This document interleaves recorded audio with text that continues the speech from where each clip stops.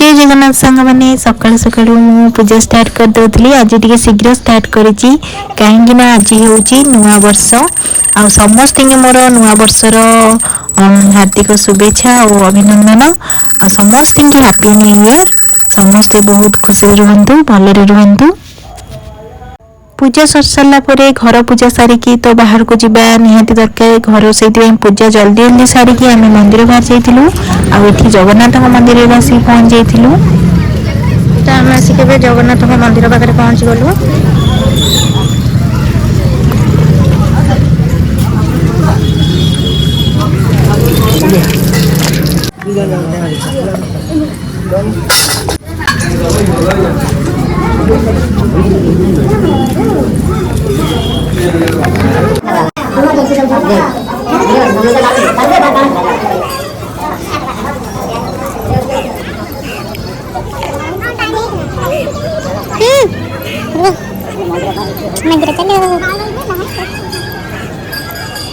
मंदिर मत सब बहुत बढ़िया लगे पूरा सुनसान परिवेश बड़ परिवेश तो सामने राशि पहुँच गलु देखते केते सुंदर मंदिर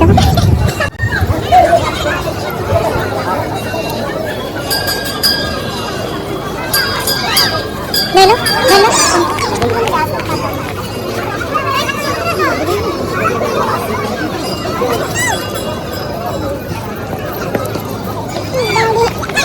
सजिया भोग करो हाथी क्या संचे की ताकर कित ताकर 70 टका ना 30 टका 200 टका पगार मोर 100 टका दे हां 100 टका दे ये लो हां दे दे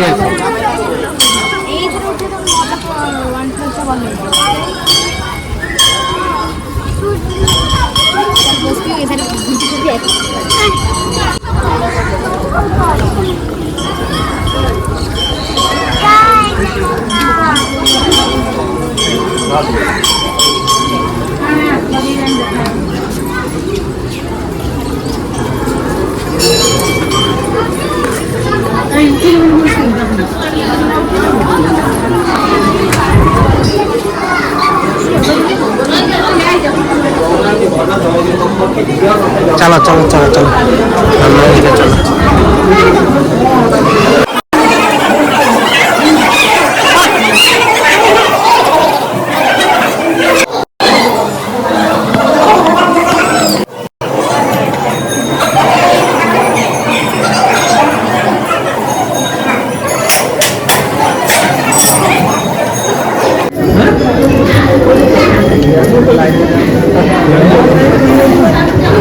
तो सांगने नुआ वर्ष जगह केमी सजी से देखुं ना नहीं आपण मैंने तीन ठाकुर सज हो बसी बहुत बढ़िया देखा ये आम दीप जलाया आसलु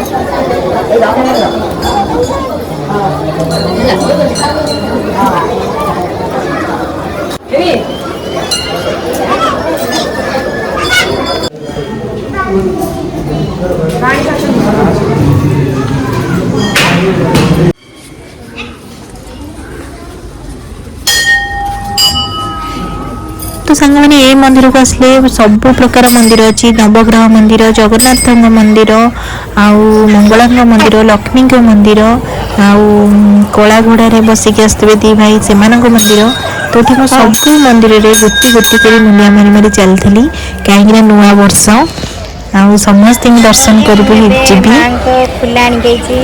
मंदार फुल ये मंदार गलानी पद्म फुल आज केते बड़ सौभाग्य आपण माने जानि परछन देखिए सब पिला एमती होती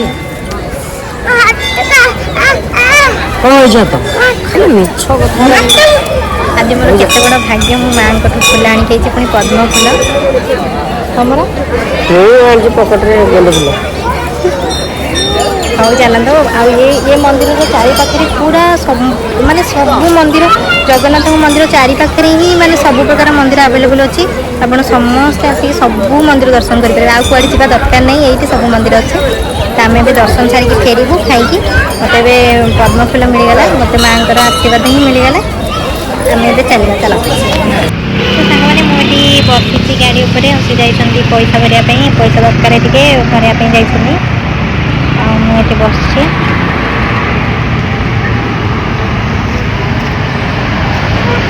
ଆଉ ସେ ଆସିଲେ ଆମେ ଯିବୁ ଛତୁଆ କିଣିକି ନେଇକି ଘରେ ରୋଷେଇ କରିବୁ। ଆଉ ମୁଁ ଏଠି ବସିଛି, ସେ ଯାଇଛନ୍ତି ଟିକେ ପଇସା ଭରିବା ପାଇଁ। ନା ପୁଅ ଦହିବରା ନାଦି ଦେଇଗଲେ, ଆଉ ବାପାଙ୍କୁ ପଚାରିଲେନି। ନା ରେ ପୁଅ?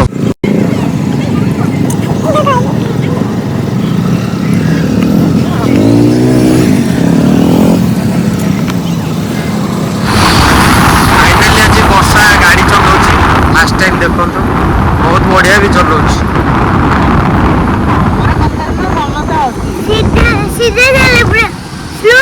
କିନ୍ତୁ ଟିକେ ଖାଲି ରାସ୍ତା ଜାଣିପାରୁନି, 3 ବର୍ଷ ରହିଲାଣି କିନ୍ତୁ ଜାଣିପାରୁନି ରାସ୍ତା ଟିକେ ପୁରା ସିଧା।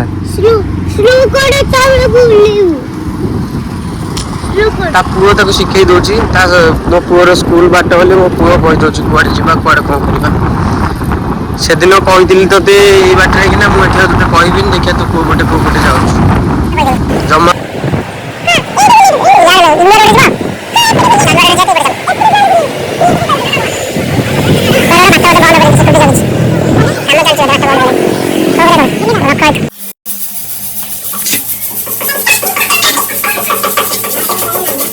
ତ ସାଙ୍ଗମାନେ ମନ୍ଦିରରୁ ଫେରିଲା ବେଳକୁ 1:30 ବେଳ ହେଇଗଲା। ତ ମୁଁ ଜଲ୍ଦି ଏଠି ଚିଲି ମସରୁମ୍ କରିବା ପାଇଁ ସବୁ କଟାକଟି କରୁଛି। ନୂଆବର୍ଷ ଯେହେତୁ, ସେମିତି ତ ଖାଲିରେ ମାନେ ନୂଆବର୍ଷକୁ ଯିବାକୁ ମୁଁ ଦେବିନି, ସେଥିପାଇଁ ଜଲ୍ଦି କାଟିକି ମାନେ ରୋଷେଇ କରିବାରେ ମୁଁ ପୁରା ଲାଗି ପଡ଼ିଥିଲି, ପୁରା ତରବର ହେଇକି।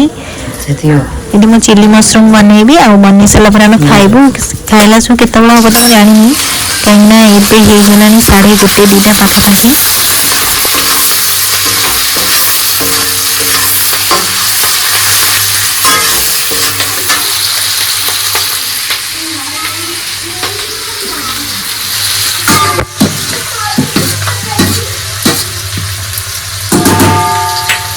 ତ ସାଙ୍ଗମାନେ ମୋର ଏଠି ଭାତ ଡାଲି ହେଇଯାଇଛି। ଭାତ ଡାଲି ହେଇସାରିଲା ପରେ ମୁଁ ମସରୁମ୍ ପାଇଁ ବି ମସରୁମ୍ ଛାଣି ଦେଇକି ରଖିଦେଇଥିଲି, ପିଆଜ ଶଣ୍ଢା ଆଉ କାଶ୍ମୀରୀ ଯେଉଁ କ୍ୟାପ୍ସିକମ୍ ପକେଇକି ମୁଁ ଭାଜୁଛି। ତ ଏଠି ଜଲ୍ଦି କରିସାରିଲା ପରେ ଖାଇବୁ, କାହିଁକିନା 2ଟା ବେଳେ ଅଲରେଡ଼ି ହେଇସାରିଲାଣି।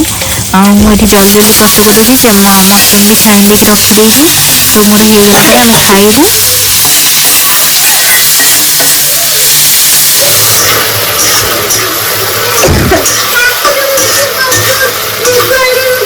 ଭୋଗ ତମେ ଖାଇଲ, ମୁଁ ଖାଇଲି, ବାବା ଖାଇଲେ, ସମସ୍ତେ ମିଶିକି ଖାଇବେ ନା ତମେ ଏକୁଟିଆ ଖାଇଦେବ? କୁହ ତ।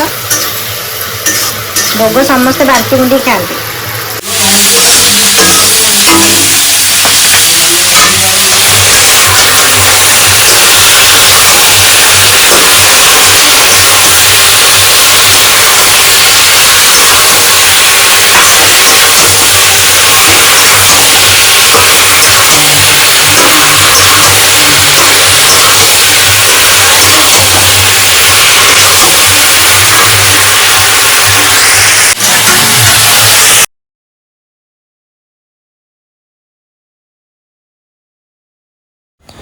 ତ ସାଙ୍ଗମାନେ ଏଠି ମୋ ପାଇଁ ସନ୍ଧ୍ୟାବେଳେ ପିଜ୍ଜା ଆଣି ଦେଇଥିଲେ, ଆମେ ଖାଇବୁ ବୋଲି। ଏଇଟା ମୋ ପାଇଁ ସରପ୍ରାଇଜ ଥିଲା। ଏବେ ବହୁତ ଖୁସି। ଏଥିପାଇଁ ଖୁସି, ତମ ପାଇଁ ବି। ତ ସାଙ୍ଗମାନେ ମୁଁ ଏଠି ସନ୍ଧ୍ୟା ହେଇଗଲାଣି, ତ ଚା ବନାଉଛି। ଚା ରେଡି ହେଇଗଲାଣି। ଥଣ୍ଡା ଦିନ ମାନେ ଶୀତ ଦିନ ହେଲା ମାନେ ସେ ମୋତେ ଆଉ ଛାଡ଼ିବାର ନାହିଁ। ତ ସାଙ୍ଗମାନେ ଏବେ ହେଲା ସନ୍ଧ୍ୟା ହେଇଗଲାଣି, ଆଉ ଏବେ ଆଣିକି ଆସିଲେ ପିଜ୍ଜା ଆଣିକି ଆସିଲେ, ତ ଆମେ 2 ଜଣ ଖାଇଲୁ। ଖାଇସାରିଲା ପରେ ପୁଣି କହିଲେ ଚା ବନେଇବା ପାଇଁ। ଚା ତ ହେଲା ଶୀତ ଦିନର ସାଥୀ, ତ ଚା ନହେଲେ ତ କିଛି ହବ ହିଁ ନାହିଁ। ତ ମୁଁ ଚା ବନଉଛି, ଚା ନେଇକି ଯିବି, ଚା ଆମେ ପିଇବୁ।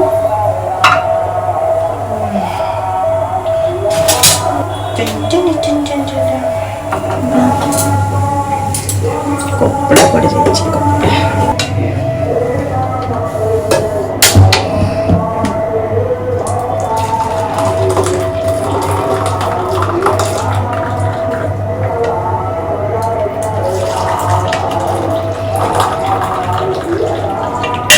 ଚା ନହେଲେ ହବ? ଶୀତ ଦିନରେ ଚା ନହେଲେ ଦିନ ହିଁ ଅଧୁରା।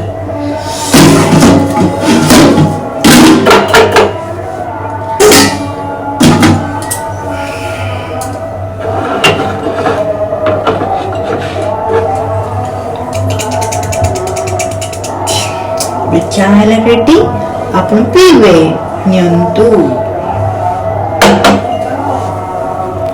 ତ ସାଙ୍ଗମାନେ ଇଏ ମୋ ପାଇଁ ପିଜ୍ଜା ଆଣିଲେ ବୋଲି ମାନେ ଇଏ ମୋତେ କହିଲେ କି ମୋର ଫେଭରାଇଟ୍ ଚା ମୋତେ ଦରକାର।